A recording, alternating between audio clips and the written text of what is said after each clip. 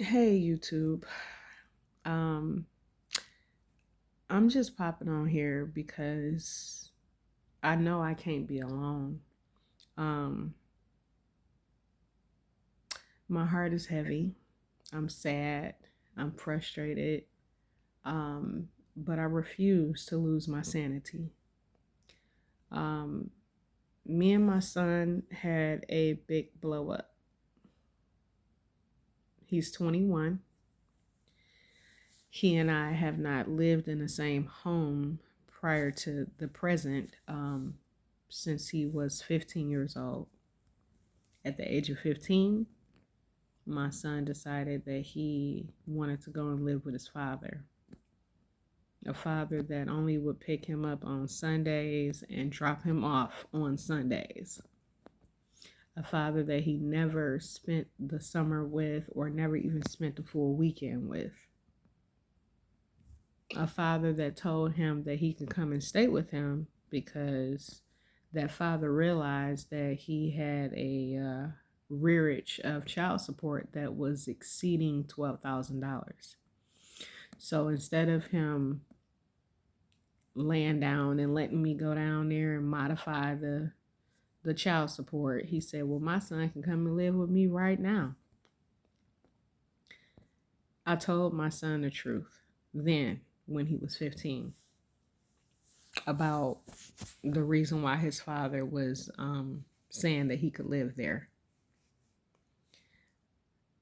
In spite of that, my son decided that that was the best choice for him. He wanted to go live with his father, and I don't have a problem with that because boys need their fathers. It's certain things that as a woman I can't teach you, or I couldn't teach him or his brother, that he would only get from a male. Well, after he moved in with his father, the respect went out the window for me. Now, I was always the parent that took care of my kids by myself. I have two boys. Well, I had two boys and a girl. My oldest son was murdered July 26, 2024. He was 23. So I'm dealing with that. Each and every day, it's a nightmare when I realize that he's not coming back. His younger brother is the one that I'm speaking of. So anyway, he moved in with his father. Things changed between us. Our relationship wasn't the same. Fast forwarding to pandemic 2020. I still was carrying him on my insurance. We were supposed to have a family dinner, and he decided that he was gonna cancel. He didn't want to go for whatever reason. So he told me that, he was sick and he was having symptoms and he was this and he was that. And I said, well, if you're that sick, then I'm going to get dressed because I'm going to come over there and I'm going to go take you to urgent care and you need to be tested. It was then that I knew that our relationship was never going to be the same.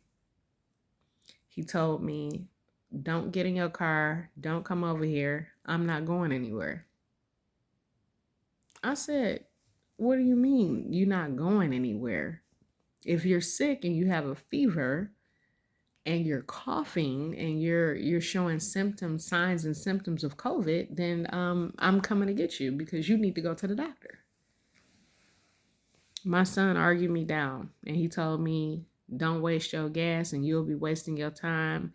And if you do come over here, I'm not going anywhere and all kinds of stuff. All the things that he would have never said if he was living in my house.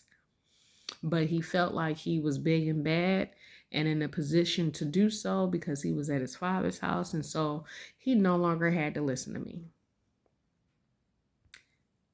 Let's speed the tape up. It's been a lot of things that has happened.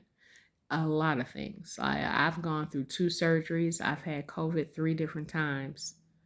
I lost everything because my oldest son got into trouble and I fell into a deep depression.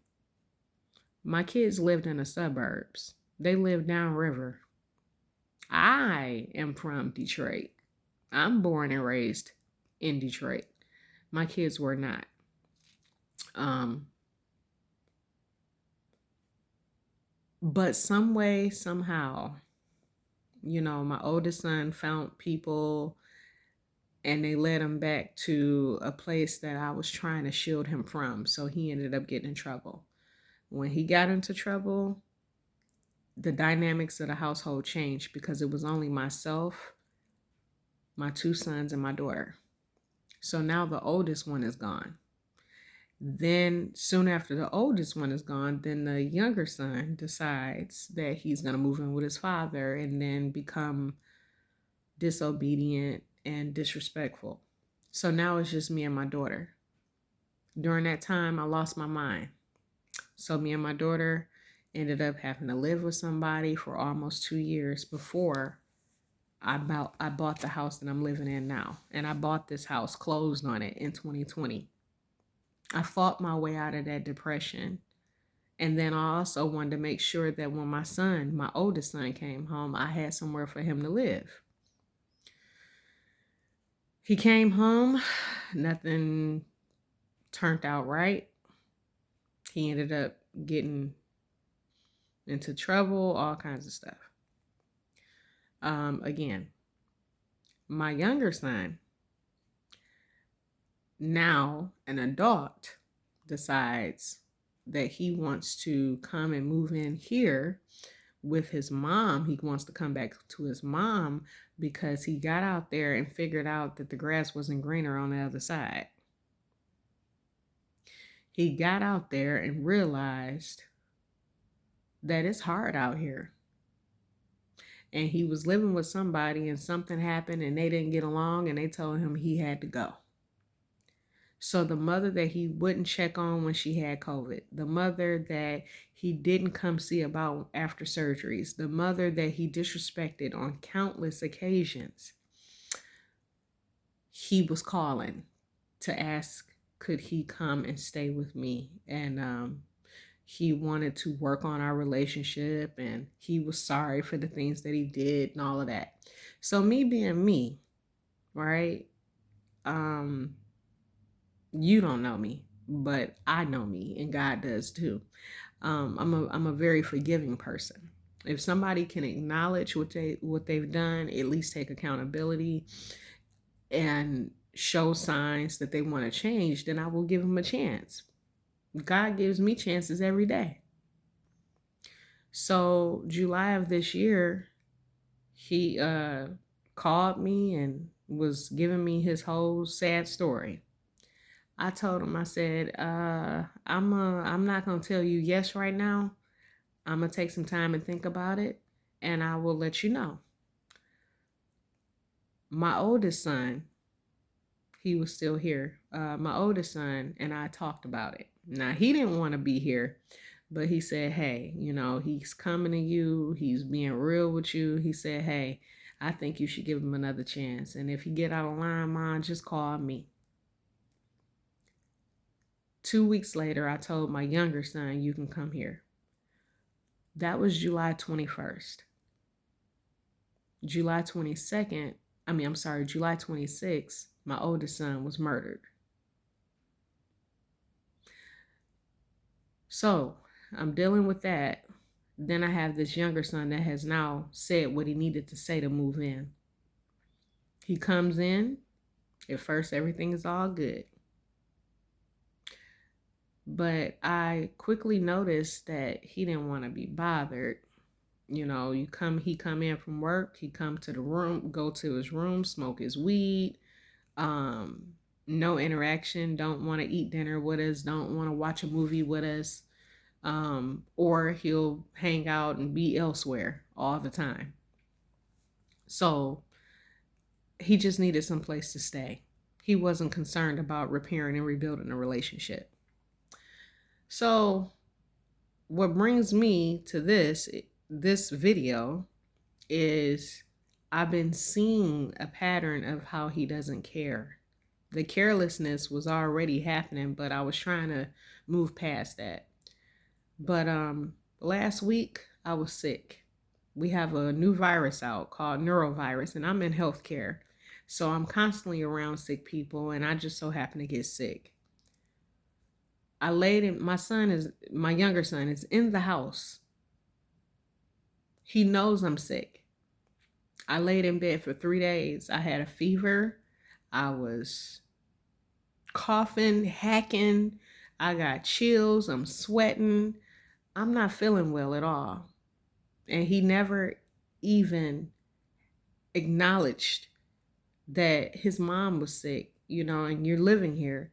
And he didn't even knock on the door and say, "Hey, mom, do you need anything? Are you okay? Are you feeling better?" Or anything like that. It was cold. He was cold. He was insensitive. He was uncaring. So, anyway, I started to feel a little bit better.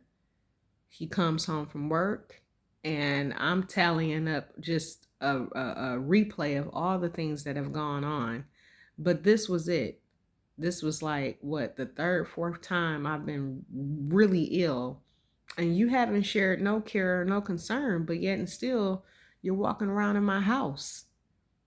That's just basic human decency to say, "Hey, are you okay? You hear somebody in there choking or whatever. Are you okay?" He's across the hall from me and wouldn't even do that. And I'm his mother. So when I started to feel better, he came home from work. I said, "Hey, we need to talk." And the goal of the talk was to try to reach a resolution, come up with some type of solution, and also to, address what he had done and how he's made me feel since he's been living here. Does he pay rent? Yes, cool.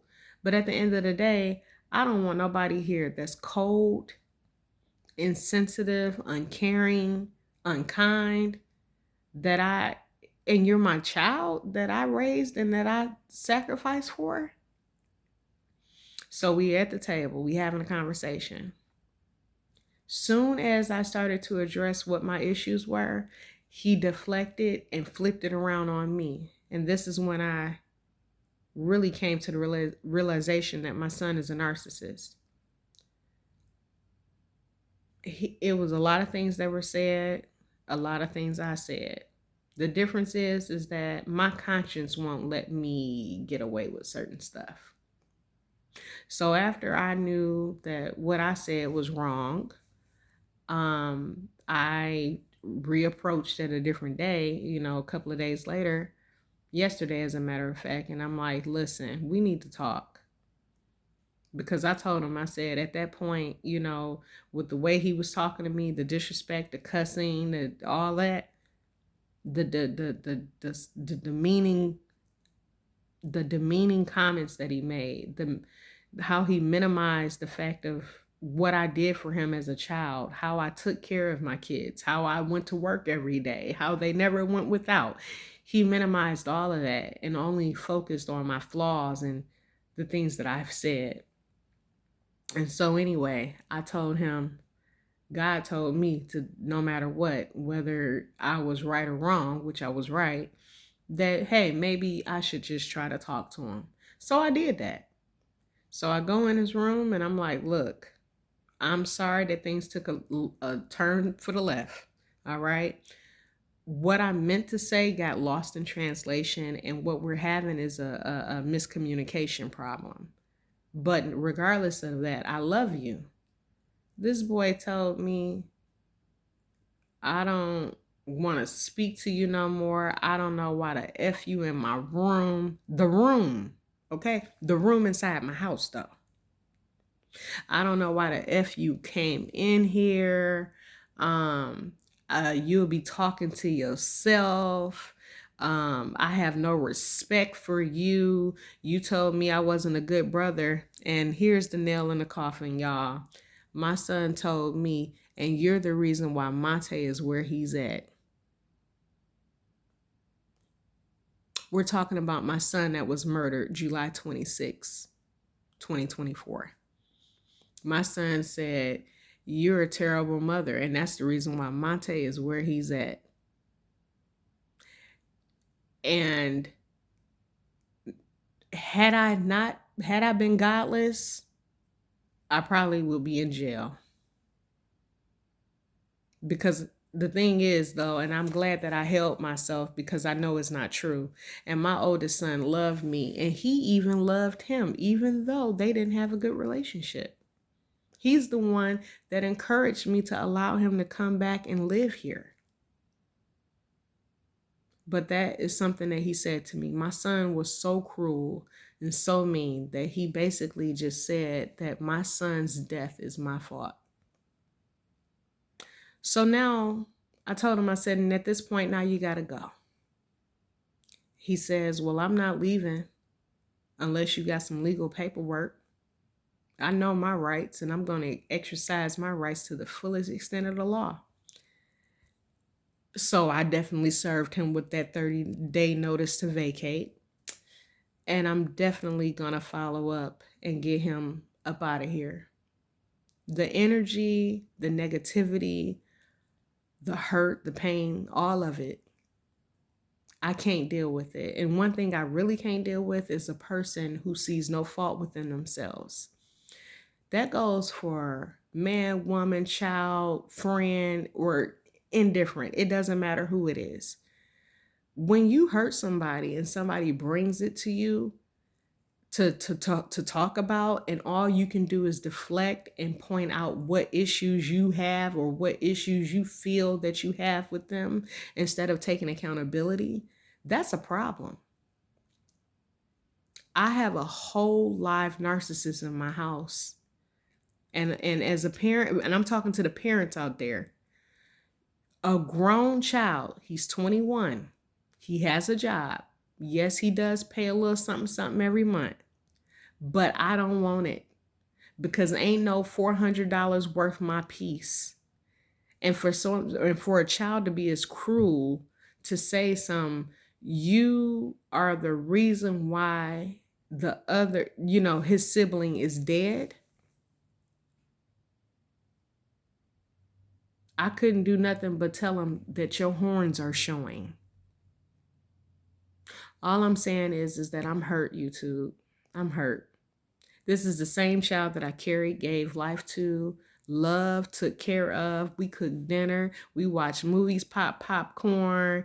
His birthdays were celebrated and no Christmas was ever missed. And I did it all by myself. So I'm proud of me. But what I'm saying is that parents, as a parent, I now realize I got to let go. It took me 2 weeks to tell him he could come back here. 2 weeks. And if it wasn't for my oldest son, who is now dead, he wouldn't be here. Because he had disrespected me. He had disrespected us that much. So now he's on his own and he says, yeah, I know. You're sorry. I don't want to hear that. But I'm going to leave. And I know you'll be worried about me. And I know this and I know this and I know that. And I told him, I said, you know what? I came in here to talk to you. But if you're not willing to understand that life happens, people go through things. People blow up. People be upset. It's all a part of relationships. It's an up and down roller coaster sometimes. But one thing about me is that I can apologize. If I've done something to you, I can apologize. And the fact is that he's not hearing me. He's not hearing God. And I pray for his mind, heart, spirit. And I'm going to have to love him from afar. But I'm telling y'all, a child that does not care about you, a child that will look you in your face and cuss you up and down, a child that will rub death in your face, a child that will minimize everything that you've ever done for him is a dangerous child. I don't feel safe in my home. Did he hit me? No. But the devil is present. And all I'm saying is that if you have a child like that, be careful, file the paperwork, and get their asses up out of there. Because that's what I'm about to do. He talking about, and I'll never speak to you again. No, sweetie, I won't be speaking to you until God speaks to you. Take care, YouTube.